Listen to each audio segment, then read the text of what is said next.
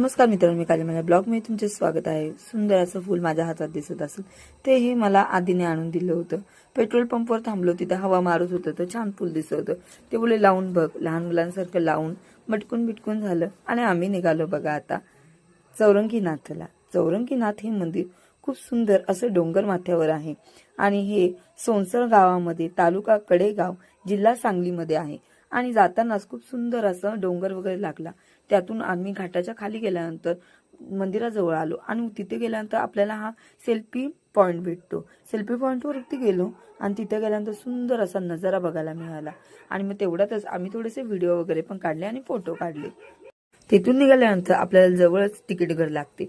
तिथे परत तिकीट 10 रुपये, आमच्या दोघांचे 20 रुपये देऊन आम्ही निघालो मंदिराकडे। वरती जाताना थोडासा कच्चा रस्ता आहे, तो पुढे सगळा सिमेंटचा रस्ता आहे। जाताना तर हिरवीगार झाडे आणि खूप मजा येत होते। फायनली आम्ही पोहोचलो चौरंगीनाथला। मोठी अशी कमान आहे आणि तुम्हाला सांगूही शकत नाही, उंच ठिकाणी डोंगरावर हे मंदिर आहे। गाडी मंदिरापर्यंत जाते हा। गोल्डन कलरचा असा कलर दिलेला आहे आणि मंदिर अतिशय सुंदर आहे। जेवढं मंदिर बाहेरून सुंदर दिसतंय, शांतता दिसते, तेवढं आतूनही सुंदर आहे। महाराष्ट्रातील प्रसिद्ध मंदिर सोनसर जवळील डोंगर माथ्यावर हे आहेच। हे प्राचीन देवस्थान अत्यंत जागृत आहे म्हणतात व चौरंगीनाथ भक्तांच्या हाकेला धावून येतात अशी सगळ्या भाविकांची श्रद्धा आहे। बाहेर असा मोठा नंदी आहे, वरती सगळे नवनाथांचे फोटोही दिले आहेत।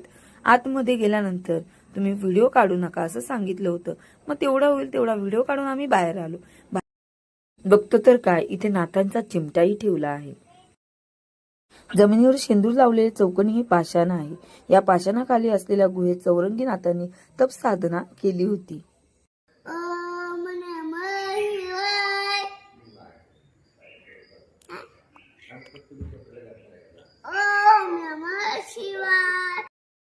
मंदिराच्या पाठीमागे सुद्धा सेल्फी पॉइंट आहे। वरती गेल्यानंतर सुंदर असा नजारा इथेही बघायला मिळतो आपल्याला।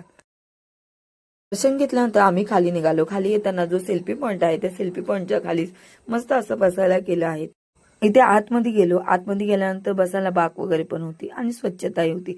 खाली सुंदर असा नजारा आणि मस्त गरम गरम वडापावचा आस्वाद घेतला। तर मंदिर कसे वाटले तुम्हाला आणि ब्लॉग आवडला की नाही नक्की कमेंट करून सांगा। चॅनलला सबस्क्राईब करा। बाय।